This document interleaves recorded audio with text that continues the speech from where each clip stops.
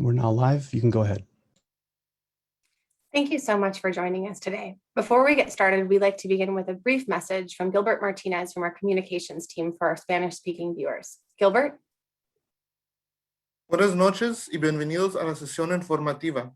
Esta sesión informativa se está transmitiendo en vivo por nuestro canal de YouTube con interpretación al español.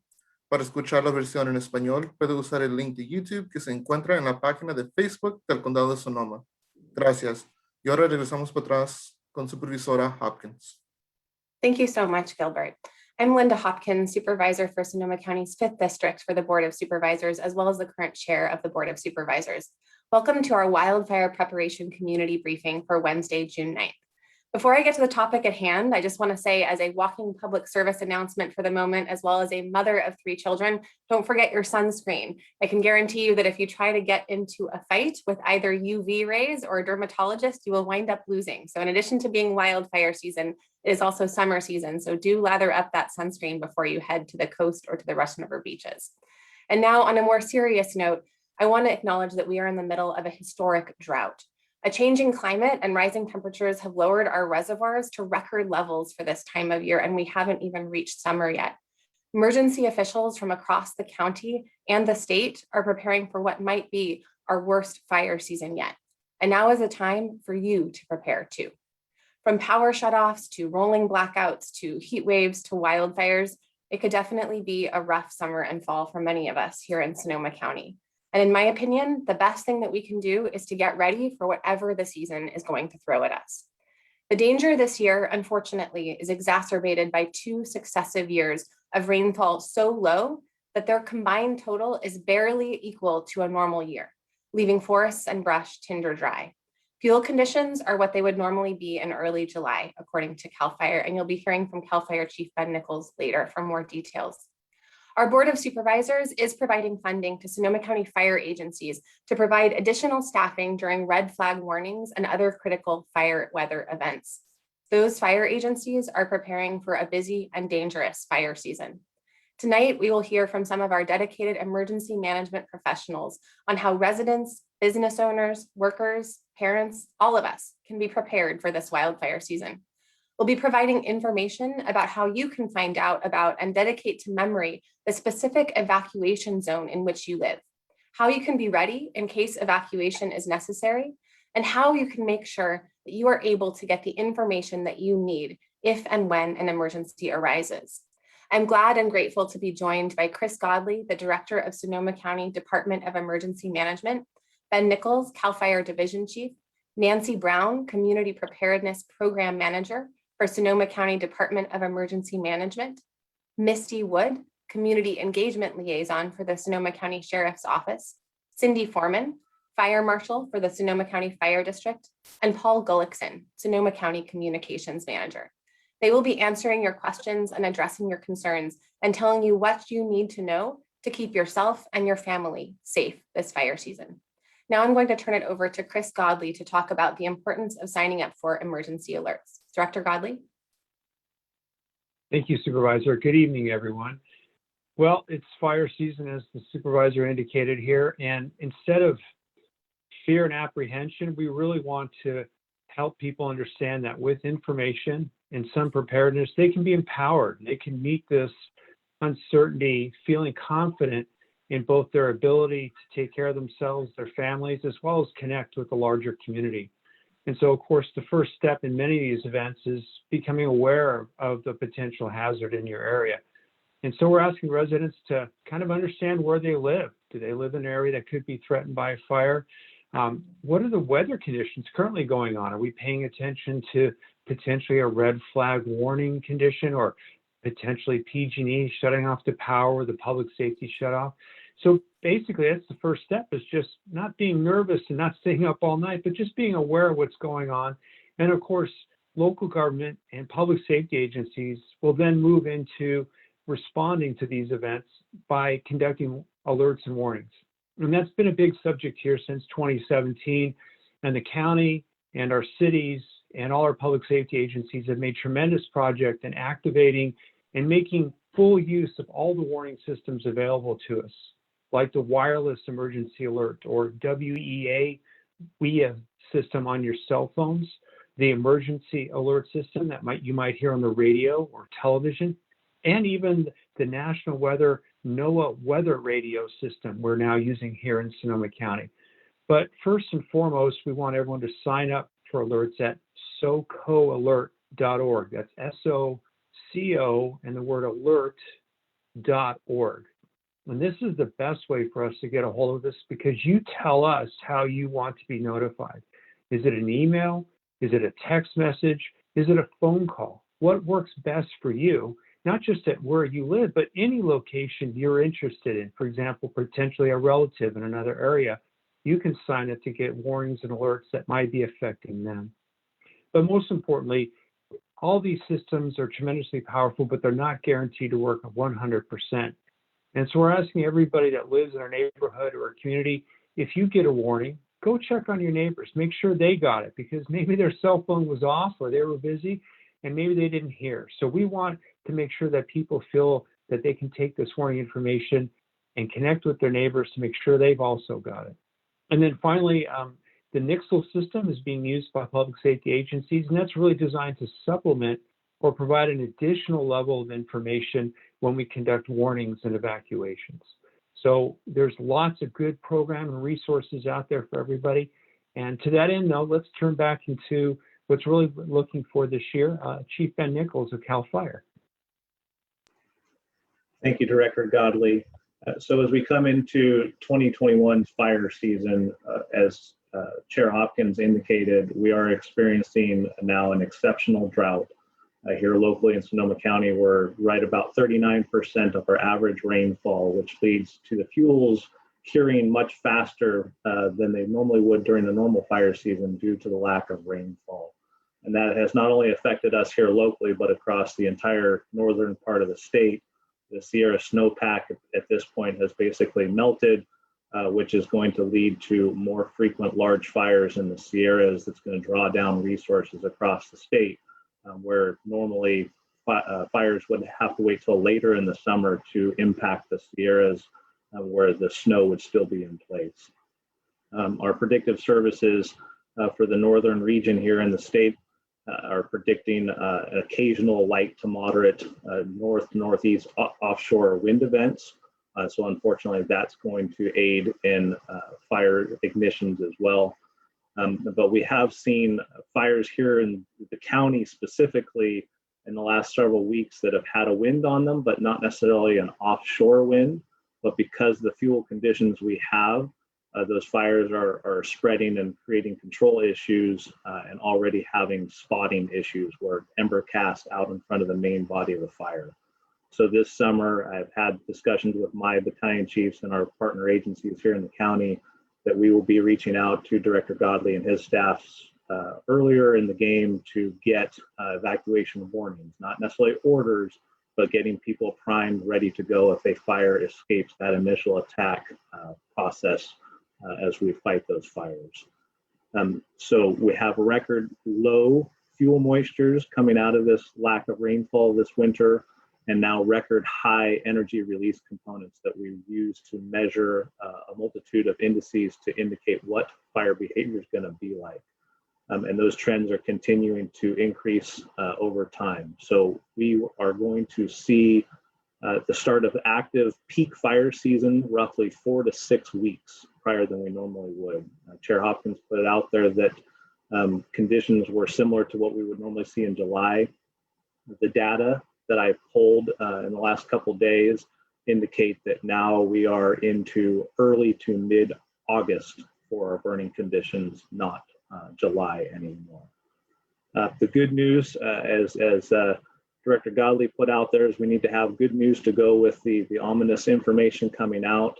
Because of the lack of rainfall this last winter, we do have a lighter grass crop than we normally would, and with the recent fires that we've had, that's reduced the growth of grass and lighter fuels within the footprints of our recent burn perimeters. So while we are roughly 50 fires above where we would normally be this time of the year here in the Sonoma Lake Napa unit at just short of 200 fires, we're over 1,000 acres under where we were this time last year because of the initial attack successes that we've had here in the unit. So we caution everyone to take the time before there's smoke in the air to do the necessary defensible space work around their home, have their plan and their material that they're going to take, because the last couple of years with the fires coming from afar and coming into a built up area,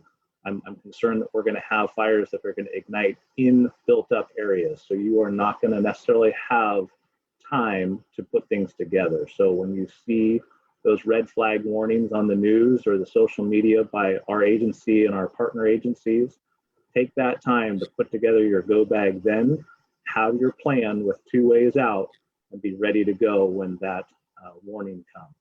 Thank you. Thank you, Chief. Good evening, everyone. I'm Paul Gullickson, Communications Manager for the County of Sonoma.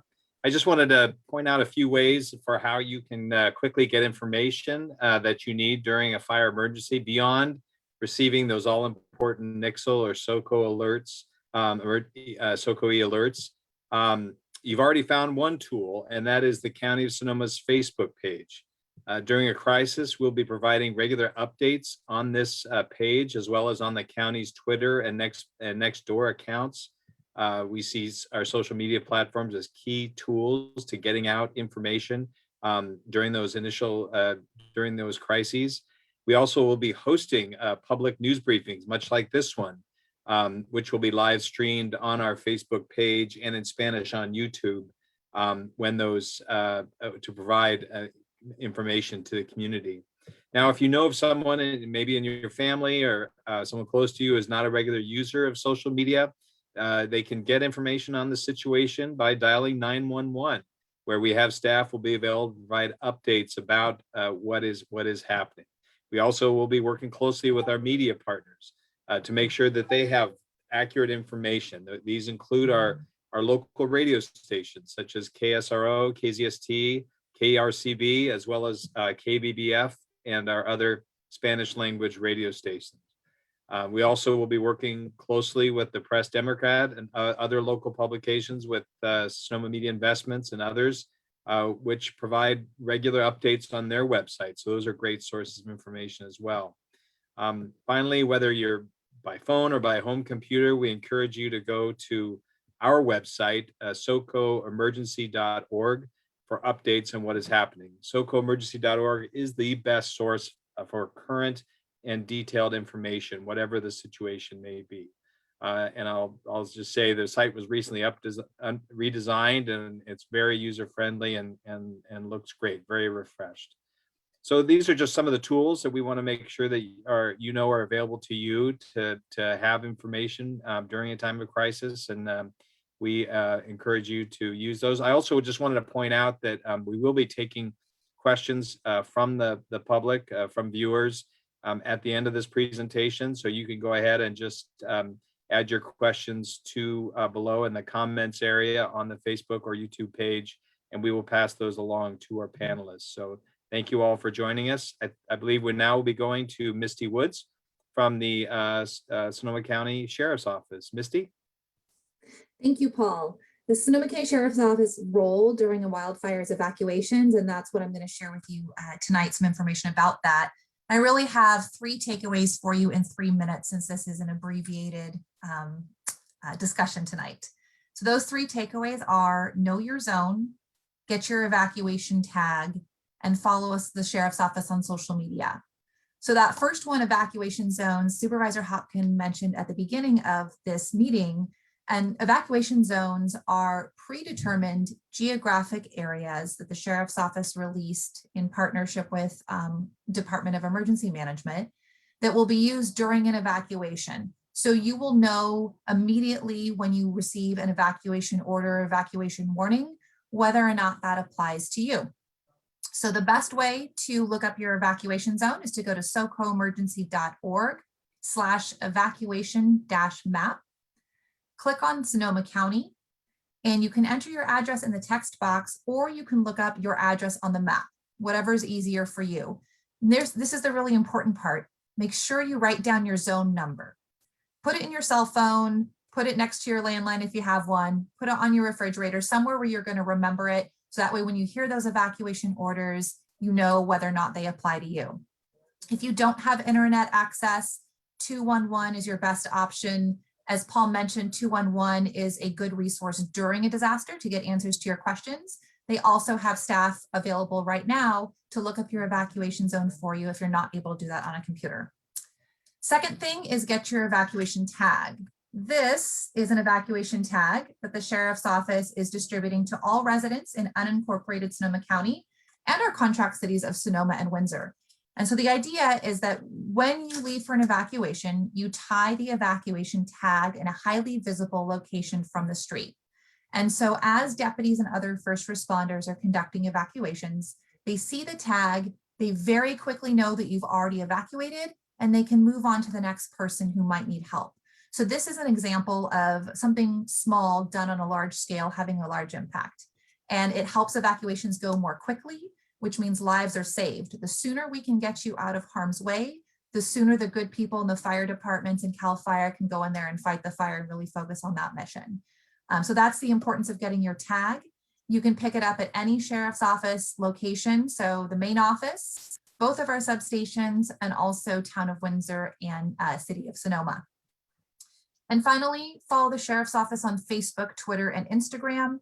We copy all of the alerts and all of the evacuation orders and warnings that go out. We put those out on social media. We provide important follow-up information about evacuations through social media, as particularly behind the scenes and what's going on in those evacuation zones during a disaster. And everything that we put out during a disaster is bilingual, English and Spanish. So if you are a Spanish speaker or you have Spanish speaking friends, please be sure to share that information so they can have another reliable source of information. So that wraps up my time here. Again, know your zone, get your evacuation tag, follow the Sheriff's Office on social media. And next up, I'm going to pass it off to Nancy Brown with the Department of Emergency Management. Thanks, Misty. So the Sonoma County Department of Emergency Management has developed an evac pack to help residents get ready for potential disaster. It looks like this, and it has a bunch of really important materials inside. The first is a planning guide, and it's a fill in the blank. So it asks the questions, allows you to write in the answers so you can start to develop an emergency plan. The next thing it has in it is an evacuation checklist. And so these checklists are really important when you're in a hurry, when you're trying to evacuate, that you're able to quickly and easily locate the things that you decided in advance were important to you. It also has a little sticker that you can put on it that will help you know your zone. So you can write your zone right in the box. And finally, it also has a Velcro strip so you can slap this thing on a closet door or somewhere really convenient so it doesn't get lost. And you can use this to really start cementing your plans. Now, these evac packs are located at all of Sonoma County libraries for any resident to pick up. So super simple to go out and get yourself one and start really taking action towards cementing what your plans look like. The second thing I want to talk about today is we do have an exciting virtual opportunity for emergency preparedness education coming up, another partnership with our Sonoma County libraries. We're having a series of 3 workshops online starting on Saturday, June 12th, Saturday, June 26th, and Saturday, July 10th. All of these are from 11 to noon online, and we're going to be talking about emergency kits and go bags. We're going to be talking about planning, and then we're going to be talking about sources of information and community support. So I invite all of you who would like to learn more and have more detailed information about getting prepared to join us at the library event. You can sign up. You do need to pre-register at Sonoma Library's event page. So it's sonomalibrary.org/event, and you can go there to sign up for them and to sign up for that event. If you are on SoCo Emergency more easily, you can also go to our events page and start on June 12th. And right there, you'll see the sign up information for the library page as well. Finally, one more thing, and many of these people have already talked about it, but I just want to encourage everybody, please engage with your neighbors. This is really a key thing in preparedness, that the people in a large event that you're going to need to depend on are those people who you can see from your front door. So we'd really like you to, if you have not already met your neighbors, first let's go meet them.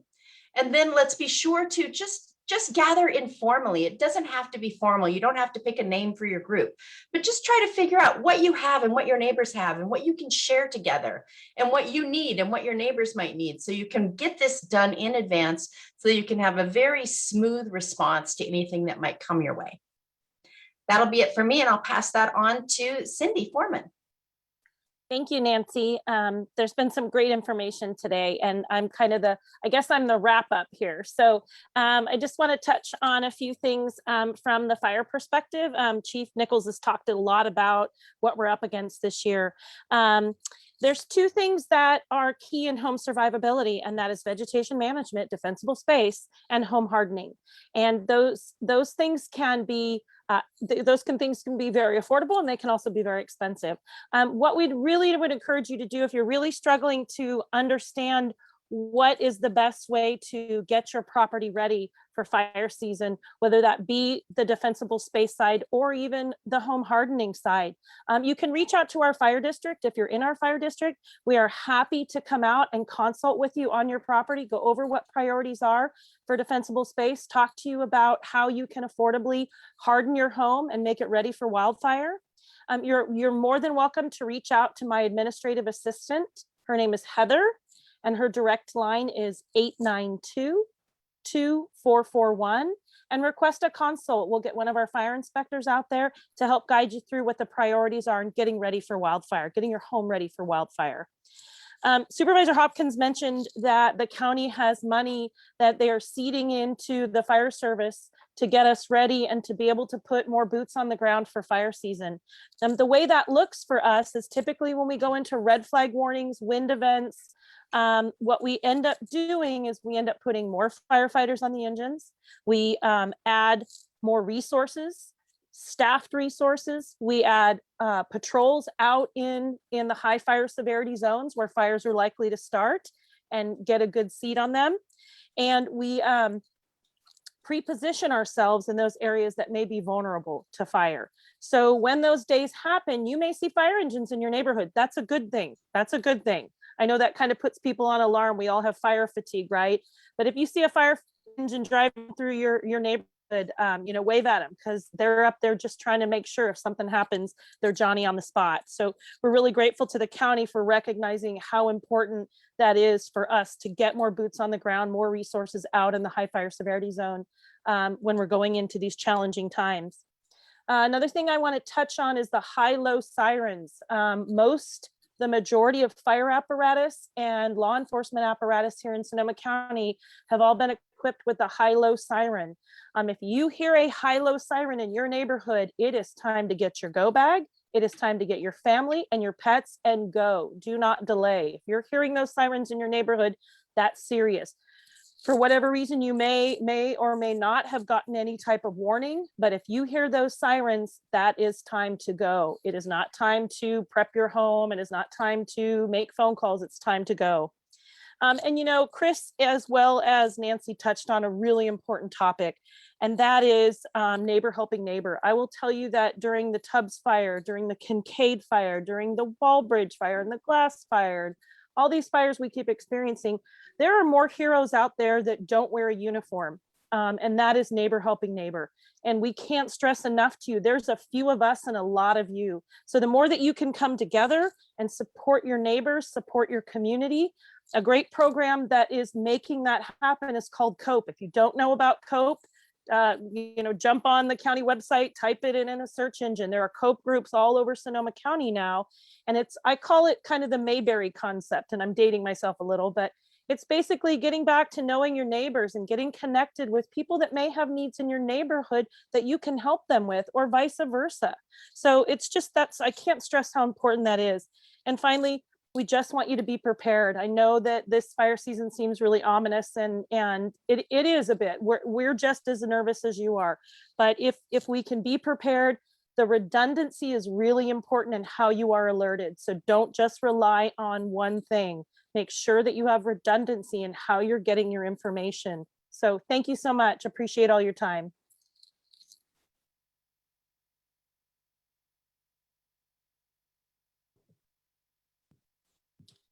Okay, we'll take some questions from the public. Again, just to remind people that if you have questions for our panelists, please go ahead and just put them into the comments area on the Facebook page or the YouTube page, wherever you're watching it, and we will pass them along. This one, we're going to start with one about tags. This one, Chloe asks, are the tags going to be available for residents of Cloverdale? I guess we could expand that and say, do we know if the cities are offering something similar in their communities? Misty, do you want to answer that one? Sure, I'm happy to help. So every city and county is making their own decision about whether or not they're providing the tags. To the best of my knowledge, they're not going to be made available in cities with the exception of Windsor and Sonoma, because those are the contract cities that the sheriff's office serves. So I've heard sort of mixed interest from city residents, and my best advice to you is to check with your local police department to see if it's something that they're going to be providing for you. Great, thank you. Next, Bobby asks about if there are recommendations about companies offering fire mitigation or hardening services. And we've had this question as well, particularly on behalf of senior citizens or those who have mobility issues who aren't able to and may have some property with vegetation management issues. If there are services available to help them eliminate their vegetation or harden their homes. Does anybody want to take that one on? I'll jump in on that, Paul. So there are lots of companies out there that have, a lot of them emerged from the 2017 and subsequent fires that do consulting as well as do the work on properties as well. Most fire agencies have on their website a list of vegetation management vendors that are typically bonded and insured. So you can go on our website and we have a list of different vegetation management contractors, anywhere from mowing to grinding to masticating and things like that. So we have those resources on our website, and there are lots of agencies that are popping, or lots of companies that are popping up that do consulting on vegetation management and home hardening. Great, thank you. Robin asks about who's maintaining some of the overgrown brush along the roads, highways, and streets in our county. We're seeing some evidence of that being mowed, and the other areas it's still overgrown. We've heard some people offer to go out and take care of it for us. You want to take that one on? Take that one. Or Yeah, so one of the challenges here is that the answer is it depends. So if it's on a Caltrans owned right of way, so that would be like 101 or Highway 12 or 116, then it is Caltrans' responsibility to do that mowing. If it's an unincorporated roadside, then it would be Transportation and Public Works with the county.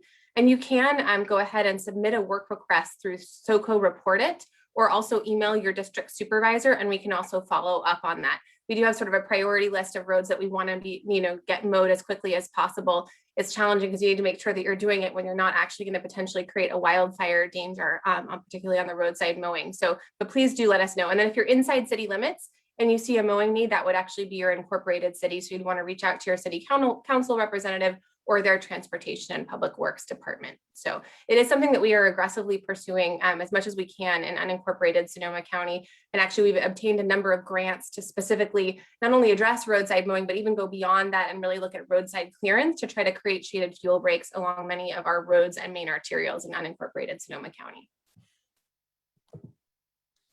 So that leads to our other question we received about taking having the large mowers out there on the hillsides taking care of the vegetation management. There are some people are really concerned with the winds like we have today, whether it's too late to do that or whether it's still a benefit to have those hillsides mowed. I don't know, Chief Nichols, whether you have thoughts on whether it's still safe for people to be out there mowing those hillsides. We have some concerns about that. They have a saying about people doing the right thing at the wrong time. lawn mowers, residential lawn mowers, both riding and push mowers, are not designed or intended to be used in cured annual grasses. Although people do it, it is not what they're designed for. It's a manicured, hydrated lawn. So when an individual takes on that challenge to cut their grass, we strongly recommend that they do all of that mowing and preferably string trimming before 10 o'clock in the morning so that we miss the heat of the day. So similar to the conversation so far about neighbor helping neighbor, if you see a neighbor out in the middle of the afternoon riding a mower, kicking up all sorts of dust and threatening the neighborhood, please reach out to them and caution them to quit until the early morning hours so that we can avoid those fires, because we've had mower caused fires this summer already. We'll have more. And if it's predictable, it's preventable. So I ask for the public's vigilance and landowners to be very cautious using equipment in these critically dry conditions. And Chief, I if would I just could add- tag, go ahead. oh, sorry, if I could just tag on to that, just an important thing for people to know, because we get this question a lot, is the public believes that it's illegal to mow in, whether it be 10 o'clock in the morning or 3 o'clock in the afternoon, whether it's 50 degrees or 100 degrees. And frankly, it is not illegal. It's very irresponsible, but it is not illegal for people to do that. And so while we can and will go out and try to encourage property owners to make better decisions, unfortunately, we don't have the authority to tell somebody they can't mow. If they start a fire, it's on them for negligence. That doesn't make any of us feel any better. But I just wanted to get that out there so the public understands. We'll do our best, but it is not illegal for people to use chainsaws or mowers or string trimmers, whether it's 100 degrees or 50 degrees. And I just wanted to mention an additional resource, and it's an alternative to a mower, which is that especially if you have a larger agricultural property or a property that already has fencing, we do have grazers with livestock that would be willing to go out and pasture their animals. And that is a very low fire risk activity, having goats or sheep or cows come out and graze your property. And if you go to match.graze, which is a county program, I believe it's matchgraze.com, but I'm going to double check that and I can announce that if I got that wrong, or maybe matchgraze.org, I'll look it up. But that actually will connect you to local ranchers and farmers who can then provide that service. And some of them are actually willing to bring out their own fencing and their own water supplies if they're just able to graze your property. And that can really help you reduce your fire risk, especially when it comes to getting those grasses down. I don't know if Paul or if anyone remembers the name of that website, but I'm going to look it up. And if I got it wrong, I'll put it in the chat.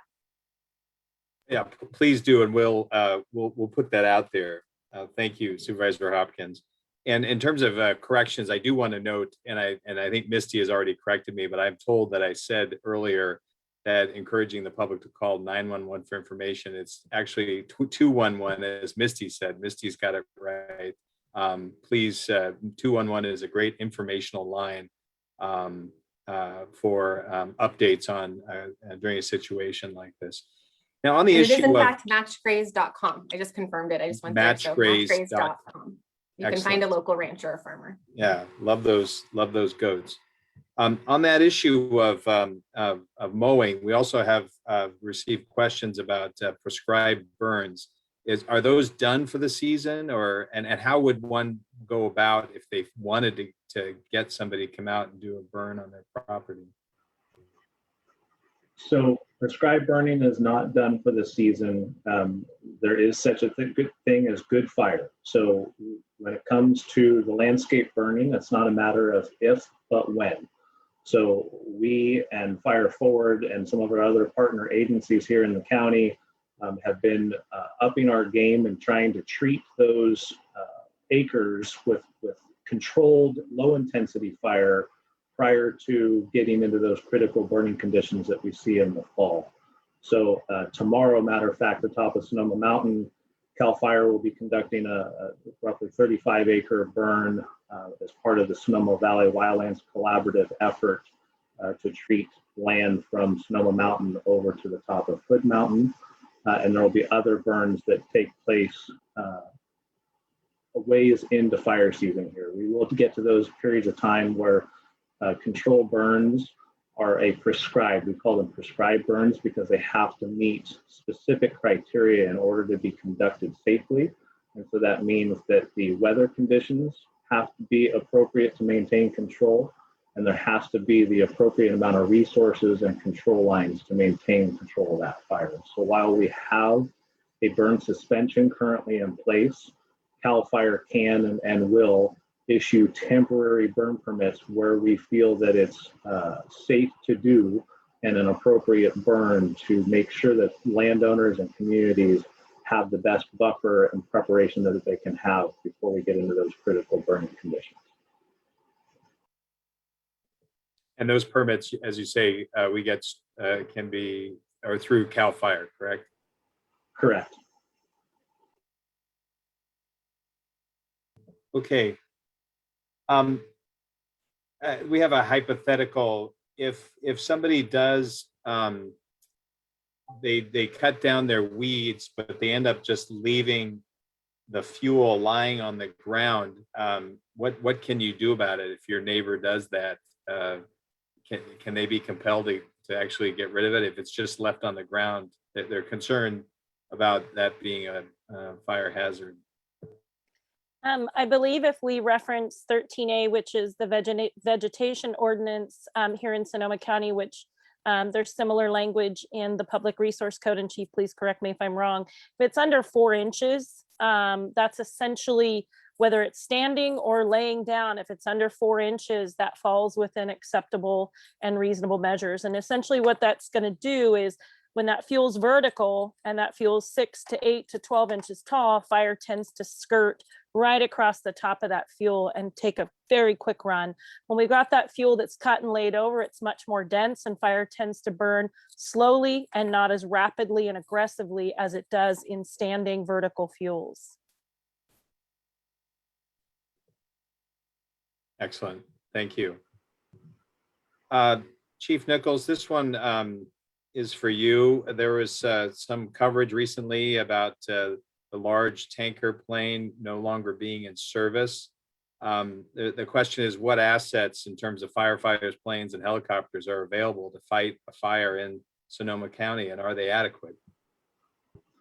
So day-to-day operations here in Sonoma County, we are aircraft rich here in Sonoma County, being in the position in the state that we are. So we have 2 turboprop S2 air tankers, our tactical firefighting aircraft out of the Sonoma County Airport, as well as a air tactical group supervisor that drives that overall aerial firefighting component separate from the ground incident commander.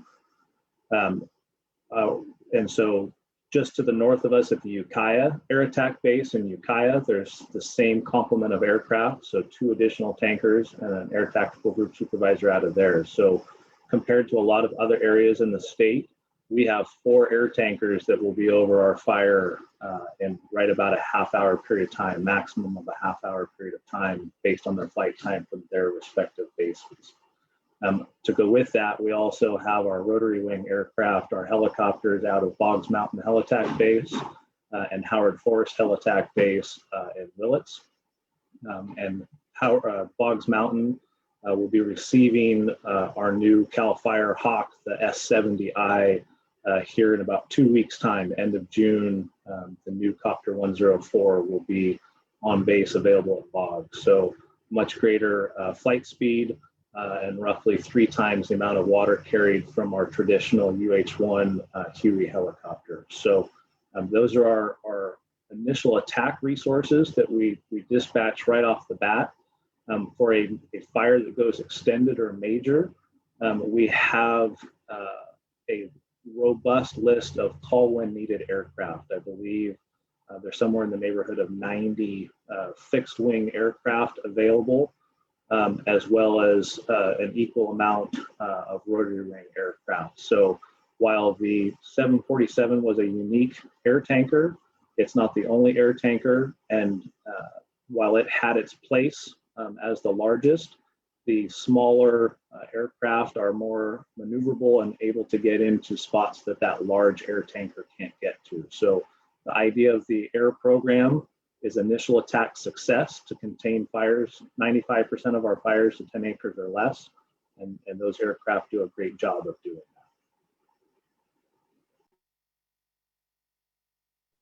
Great, thank you. Thank you for that, that inventory update.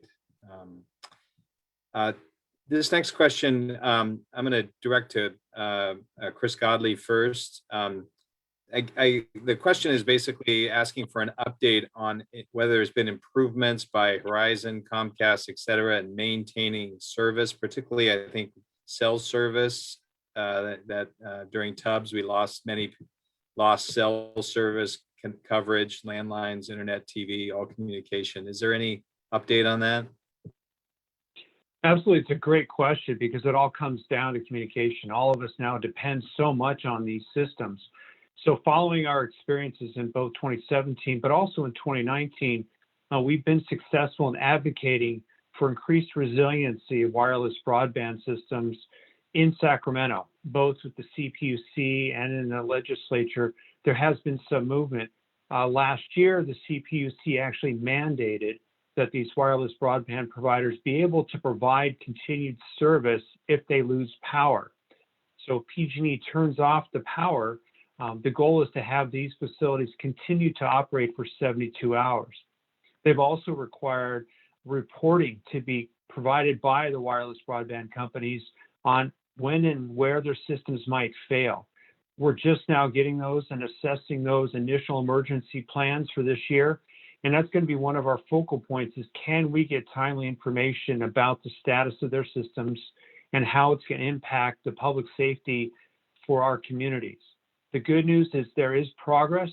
I cannot tell you how successful we've been until we've been through this, but it's moving.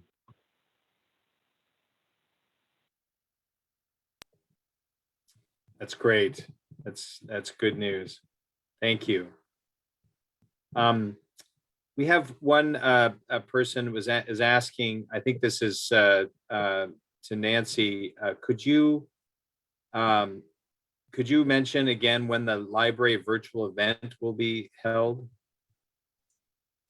Absolutely. So the first one is Saturday, June 12th from 11 to noon. And that's going to be on emergency kits and go bags.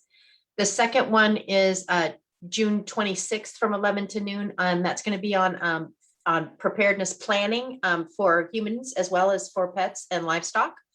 And then on July 10th, we'll be from 11 to noon talking about alert warning and getting involved in your community.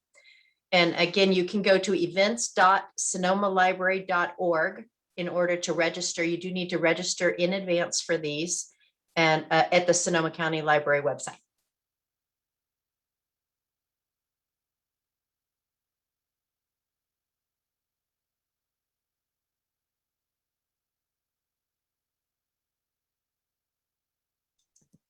We may have lost Paul, I believe. Yeah, he looks frozen. He does look a little bit frozen. He's monitoring that live stream in Facebook. But I do have a good question that I've been thinking about, which is, I think a lot of people live in a world of triage. And so, for instance, they look at their yard or they look at their property and they start to think, oh my goodness, where do I start, right? It's kind of overwhelming. There's a tree that I know is growing too close to my house. I've got the grasses. Do you have any recommendations on kind of what you would start as your top priority sort of things when you're looking at defensible space on your home? And also, Chief Nichols, I'd really appreciate if you kind of would give me a little bit of perspective of what firefighters look for, right? When they try to make that call of, can I potentially save this house or can't I? Would I put myself at risk trying to defend this house? So for the resources and triaging of time, Carolyn Safford does a great presentation convincing people to not look out, but look back in at the house. Start from the house and work out. Do your maintenance right around the house and work out as time and resources allow, because as we've seen in so many of these recent fires, it's not necessarily, it is not 9 times out of 10, the flaming front that destroys the home. It's ember cast well in front of the main body of fire that finds that receptive pile of firewood that didn't get moved off the porch, or the broom that's tucked in the corner behind the lawn chairs on the porch. It's the material stored underneath the porch, the gutters that didn't get cleaned out. So work on the house immediately and then push your way out away from the house and build that buffer as you work your way out. As far as firefighters coming in to protect a home, more times than not, in our recent fire events, we're worried about getting people out of harm's way. So that's our priority. But given the opportunity to stay and defend, we are looking for those spots that are not going to put firefighters at risk or at jeopardy of significant injury or loss of life due to the fuel loading and the position of that home in the topography and the surrounding fuel. So if there's a tunnel of vegetation to get down to a house that's tucked into the side of a steep canyon, there's a good chance that if that homeowner hasn't done that clearance in the wrong conditions, that engine is not going to commit down that driveway, because risk versus gain, we are not going to sacrifice the lives of firefighters for something that more than likely will not be successful regardless of what we do. Thank you very much. And Fire Marshal Foreman, do you have any additional things to add and thoughts from your perspective?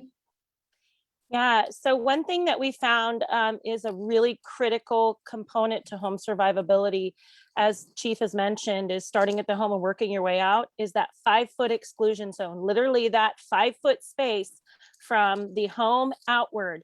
And if you're going to do 5 feet, do 10 feet.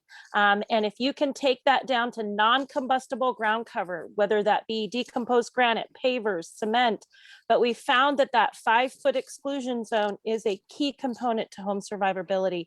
So when we say start at the home and work your way out, we're literally saying start at the home and work your way out. And then, you know, another component to throw out there is we still have a lot of burned out properties that have not been built out yet.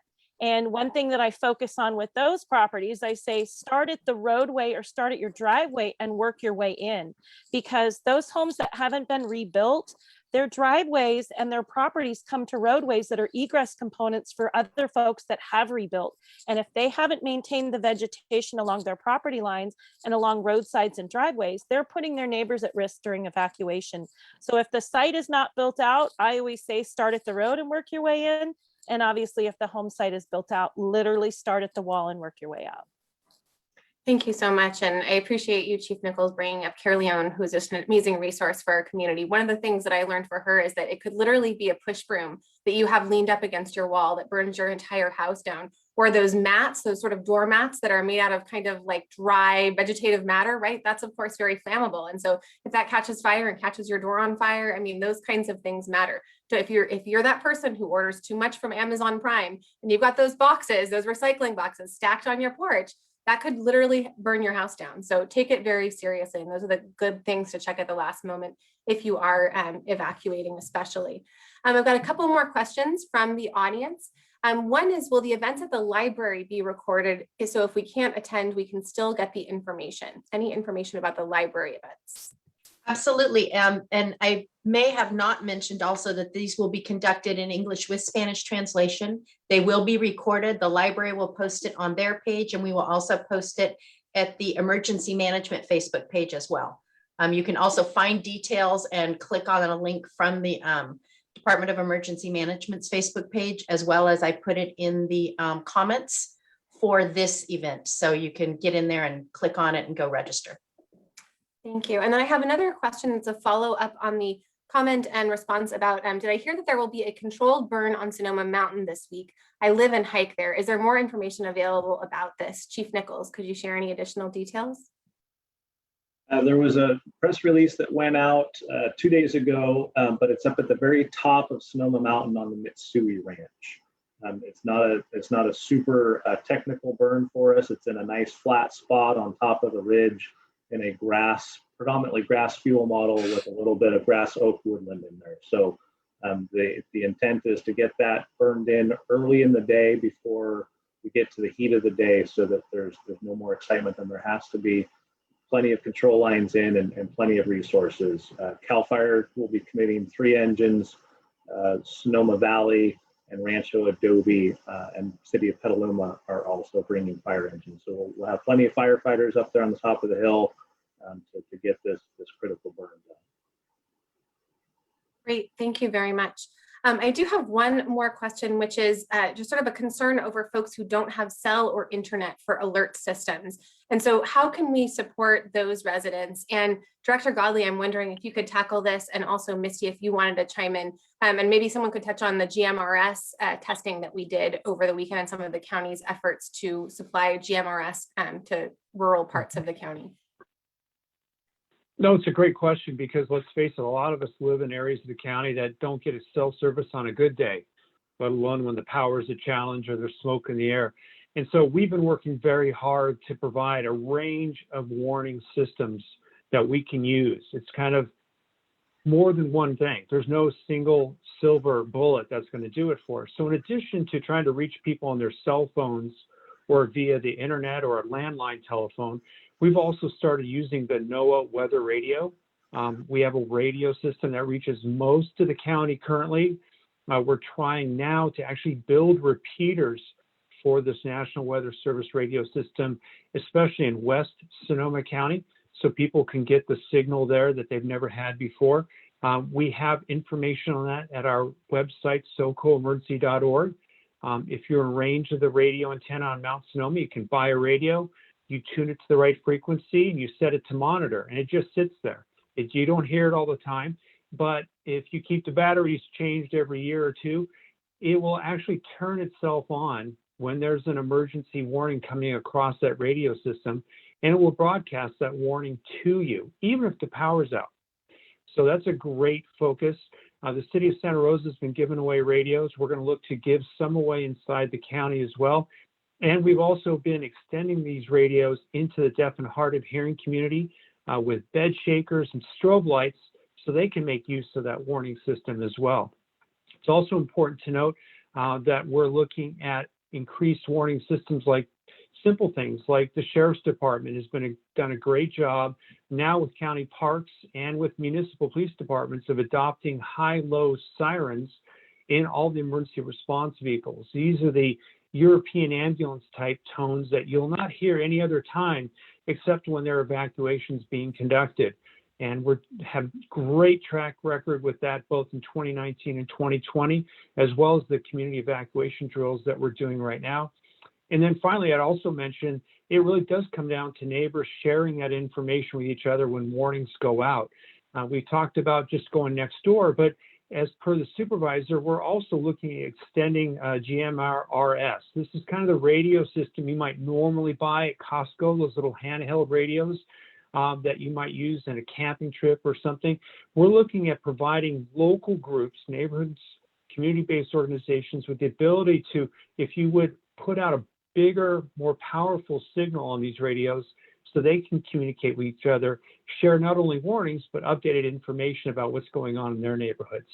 So quite a lot going on there. Thank you for that summary, Director Godley. I wanted to add a couple things from the Sheriff's Office perspective. As Director Godley and his team are putting out alerts, as the Sheriff's Office is putting out nixles, we have deputies who are in the field conducting evacuations in person. So everything's kind of happening simultaneously.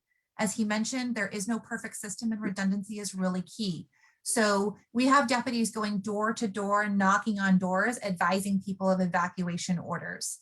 We also have deputies who are in their patrol cars making PA announcements. So they're making announcements from the patrol cars through the large speaker, letting you know there's an evacuation order in place. And Cindy and Chris also mentioned the Hilo Sirens. I'm going to play a brief clip of the siren in case you haven't heard it. It's very distinctive. And again, this is only used for, there's a siren in the background. That's not it, in case you heard it. The Hilo siren is only for evacuations. And this is what it sounds like here.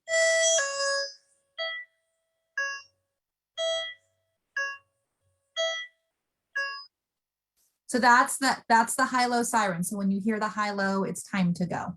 I think that between the two of us, I think we covered all of our options for emergency alerts and warnings.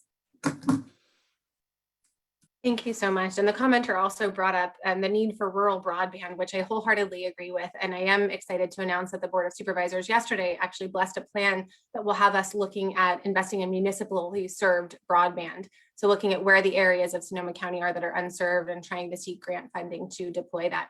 We only have a few more minutes, so I am hoping that our panelists can sort of indulge me in a lightning round of what didn't we cover that you think folks really need to know this wildfire season. What are sort of your parting words of wisdom or messages that you really want to impart to members of our community as we approach this very critical fire season? Chief Nichols, would you mind leading us off? Sure. So the thing I want to leave the crowd with is that 99% of our fires here in the county are started by human-caused reasons. So I ask that, again, if it's predictable, it's preventable. It's that equipment use in the wildland. It's campfires that don't have the appropriate clearance and maybe not on the appropriate properties.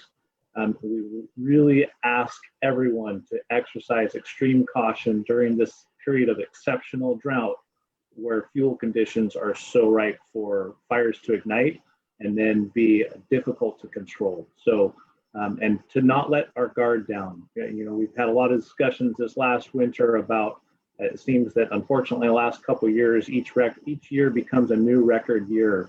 But I want the crowd to take a moment and think about it, that in 2019, we actually had a real winter. We celebrated having average rainfall and things were good. And we really had a low-key fire season right up until we didn't. And so the Kincaid fire occurred during the most critical burn conditions.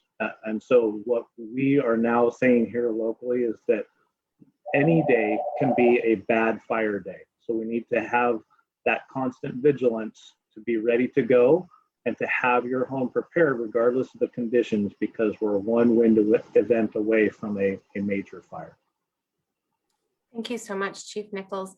Cindy, do you want to share your thoughts next? Then maybe you can just popcorn off to the next person. And I apologize, Paul, you were hidden under my chat, so I didn't actually see that you had jumped back on. No worries. So, you're doing a great job. Sorry, I had a power out as soon as I started asking about internet connections. But figures. yeah. Classic 2021. Cindy? Yeah, thank you, Supervisor Hopkins. So I think the thing that I want to impart to you is it's really important that you take your power back. Don't totally rely on us. You need to rely on yourselves and your community. Be a hero in your community. We need you. We need you to take back your power. We need you to empower yourselves with being prepared, with creating defensible space, with dealing with your home hardening, with finding out what the strengths and weaknesses are in your community. And we're talking about fire, right? We're talking a lot about fire, but I also need each of you to remember one other thing that we are destined to experience here in Sonoma County is an earthquake, and we are long overdue for a major earthquake. So when we talk about wildfire, as much as we are, we need to be realistic that we need to be prepared for any disaster, fire, flood, earthquake, landslide, whatever that may be. And so we don't get to let our guard down, even when we get out of fire season. If we ever, God willing, do get out of fire season, we still need to stay vigilant and prepared. So this is a 365 job for not only us, but for you.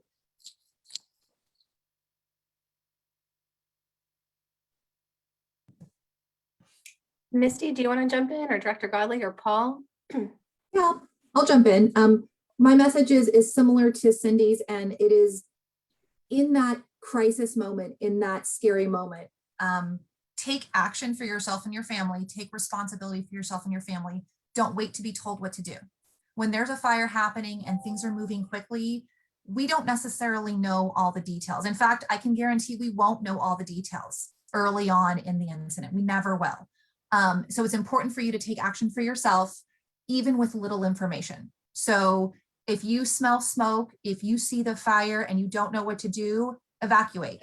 If you feel unsafe, evacuate. If you don't know where to go, move away from the threat. So if you see smoke, you smell smoke, or you see the flames, move in the opposite direction. We do a lot of plans and a lot of drills with the community, and Department of Emergency Management is fantastic at helping people get prepared as well as our fire departments, but there are just times where you're going to have to take action with very little information. It's just the way it is, but have faith in yourself that you can do that. I'll just jump in on that, Misty, and add, sometimes people hesitate for a lot of different reasons to start getting ready, but just take that first step. Either go to our website and look at one of our get ready pages, go to Facebook and sign up for the library event. Just get started, pick one thing that you say, I have time to do this today, and do that one thing, and then just build on that. It doesn't have to be everything perfect, finished, got everything, it's all wrapped up all at once. That's too much. We don't have time for that. Just pick one thing that you can do and do that today. One thing to put out there that Misty just reminded me of is that there are a lot of people, and I believe Chair Hopkins also noted that earlier, there's a lot of people that are very anxious going into fire season. And so as soon as those fixed wing aircraft sortie from Sonoma County Airport, I'm getting phone calls about where is the fire, and just I need to caution the public that Sonoma Lake Napa routinely responds to about 500 wildland fires every summer. So every fire will not be a major fire, and there's some great resources out there to get information for yourself so that you can put yourself at ease. One of the great links is alertwildfire.org, takes you to the network of fire cameras here across the county, that if we've got a major fire developing, it's going to be on those cameras. And so take the time to look at those. And that should give you a little peace of mind when you hear sirens in your neighborhood or sirens going down the highway and the aircraft flying. That'll give you some information that you don't necessarily have. Yeah, Chief, I appreciate you bringing that. If I could just say one thing on dovetail on that, because information is power. It can save your life, and just making sure that people bookmark wildfire alert.org is a great site, and just to bookmark the socoemergency.org site, be ready to go to that, and use social media. Social media is a two-way form of communication. You can let us know what you're seeing and smelling, and we can let you know what we know to be true, because there's a lot of information. Some of it is not always accurate in those early hours. So just encourage everybody to take advantage of those resources. Chris, sorry, what were you going to say?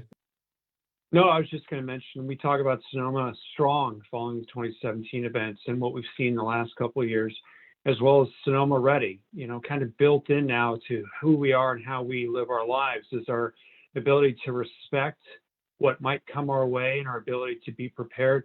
But all of that really comes down to the ability for us to connect with each other. And that's what I would emphasize, is look to talk to your neighbors. Maybe there's someone down the street that you can help. All of us have something to offer, whether it's our ability to share resources or care for animals. So all of us, if we can connect, that's how we're going to do the best in terms of responding to these events. Thank you so much. And I believe that will wrap us up for this evening. I just want to say thank you so much to all of our panelists for participating and for sharing information with the community tonight. Everyone, stay safe, stay prepared, and we will get through this together.